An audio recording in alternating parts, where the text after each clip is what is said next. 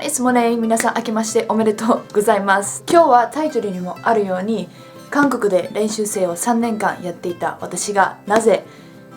AKB を好きになったかっていうことをお話ししたいと思います。ついでにね、今の推しの宣伝とかもしたいなって思ってます。で、まず、練習生の話なんですけど、知ってる方もいると思うんですけど、韓国の、歌手の人たちっていうのは基本的に会社にまずオーディションを受けて、そこで練習生期間っていうのを設けて、で選ばれた人たちがデビューするっていう形になってます。で、私は2つの会社で練習生をやってて、 SM と JYP という会社でやってました。なので、ちょうど同期は、ものすごい今思うとすごい同期だなって思うんですけど、レッドベルベットと、あと TWICE、 そうですね、とあと1位の何人かは同期でした。なので韓国にこうやって練習生3年間行くほどってことは、すごく K-POP が私は好きだったんですけど、 K-POP が好きになったのは多分11歳ぐらいの時かなに好きになって、でオーディションを受けて韓国に行ったんですけど、男子グループはティーントップっていうグループが好きだったんですけど、女子のグループに関してはもうコテコテの可愛いのが好きでした。なので、シークレットのシャイボーイがまずすごく好きになりました。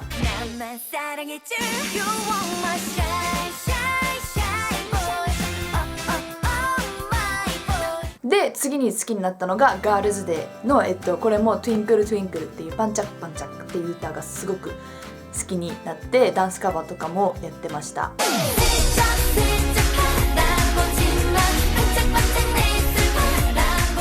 なので基本的には結構 K-POP って日本のなんか歌手よりもなんかこうかっこいいのが多めっていうイメージがある人もいるかと思うんですけど、TWICE とかはちょっと可愛い系が多いんですけど、でも私が好きだったのはめちゃめちゃ可愛い系統の、そうですね、アイドルが好きでした。でもいろいろあって、それは他の動画で話してるんですけど、いろいろあって、韓国ではもうやれないなって思って帰ってきたんですけど、その帰ってきた頃は本当になんかアイドルみたいなものをもうブロックアウトしてて、もう韓国の音楽も聴きたくないみたいな感じだったんですけど、YouTube はものすごい見てて、で YouTube でそうですね、あかりん、NMB48 の吉田あかりの女子力動画っていうのを見始めて、でもともとこれ正直に話すと、もともと日本にずっと住んでる時はちょっと AKB があんまり好きではなかったんですね。でそれなんでかっていうと、すごい勝手に多分メディアがその作り上げたイメージを幼いながらもすごく真に受けて、あんまり歌とかもダンスとかも上手くないのかなみたいな、もう本当食わず嫌いというか、本当にただちゃんと見たこともないのに本当にただ単にそう思ってて、でそのままオーストラリアに行って、で K-POP に触れ合って、でそのまま韓国に行ってしまったんで、もう10歳ぐらいに付けられたイメージから変わってないまま日本に帰ってきて、16歳ぐらいの時に帰ってきたんですけど、そこで吉田あかりの吉田あかりずっとあかりの動画を見始めて、すごい可愛いなっていうあれ可愛いなっていう風に思って、で写メ会っていうのにまず最初に行きました。でそこでたまたまその時は写メ会プラスチケットみたいなのが入ってて、もう一人と握手できるよみたいなのがあって、その時にあかりんはやってなかったので、たまたま興味を引いたのが、今は卒業しちゃったんですけど、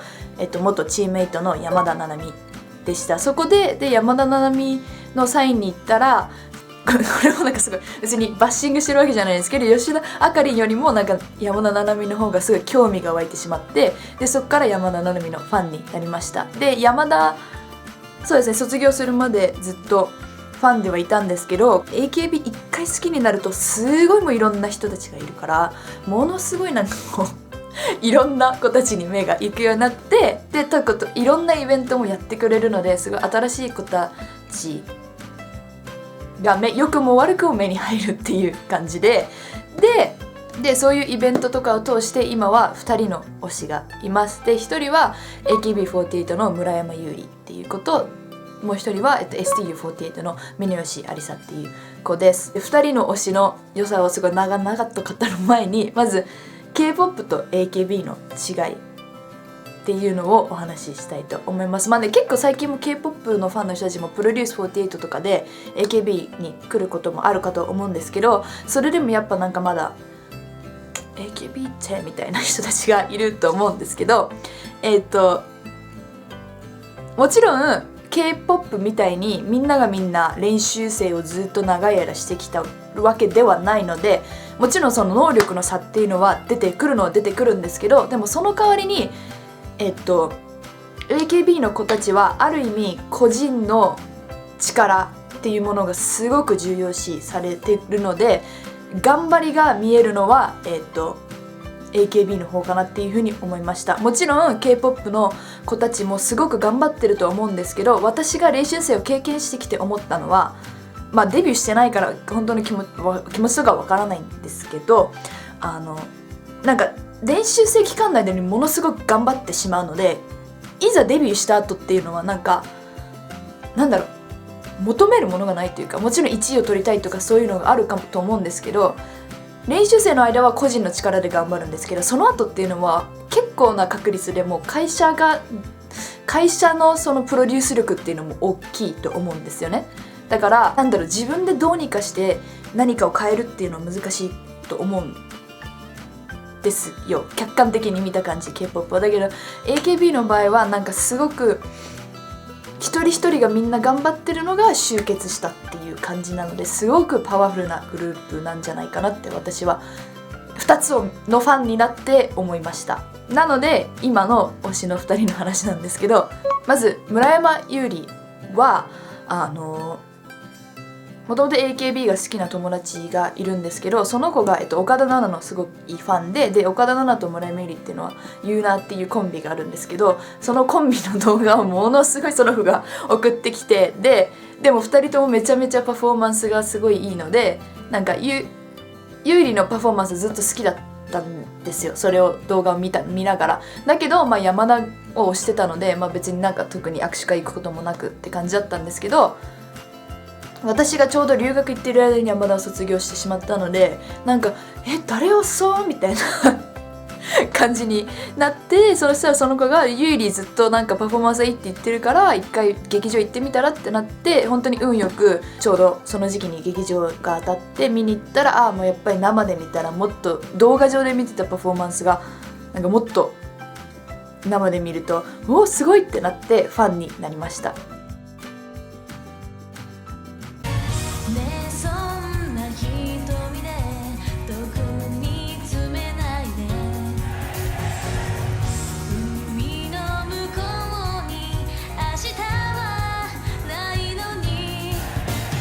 で、峯吉ありさの方はですね、ありちゃんっていうんですけど、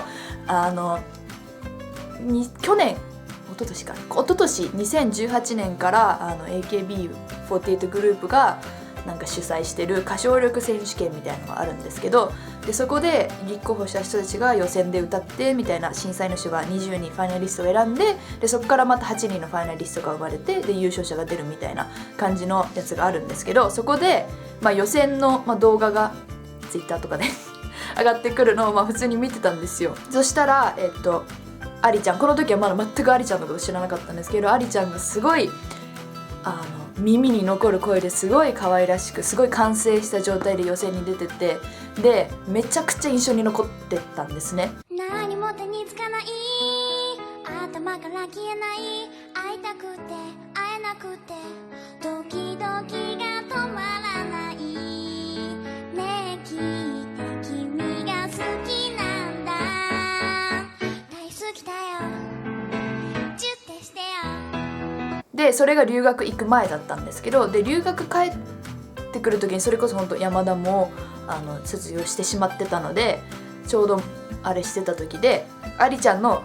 配信をオーストラリアにいる間に見始めました。ありちゃんは毎日、配信をしてて、この間2周年毎日配信特別配信みたいなやつをやってたんですけど、なんでなんかすごい努力してる子なんだなっていうのも思って、でその配信がまたね楽しいんですよ。なんかただただ毎日やるためにやってるんじゃなくて、本当になんかこうファンをなんか楽しませようと毎回企画とかも考えて、七夕になったら七夕の企画をしたりみたいな感じですごい楽しい配信で、これはもうでちょうどほんとその時に帰ってきたらシングルが発売っていう形になったので会いに行って、で会いに行ったらすごい一番話しやすくて初めて会ったんですけど、まあなんか配信なんかそうなんか毎日配信をやってくれてるからなんか会話してるわけではないけど、なんかこうなんだろう緊張はしてるんですけど話しやすいっていうのがあって、そうですね、今までで一番話しやすかったメンバーです。はい、ですごい長々と話してしまったんですけど、まあ言いたいことはちょっと村山ゆりと峯吉ありさを調べてみてくださいっていうことです最終的には。で今ゆいりはそんなに何もないというか、その応募してるものとかはないんですけど、峯吉ありさに関しては今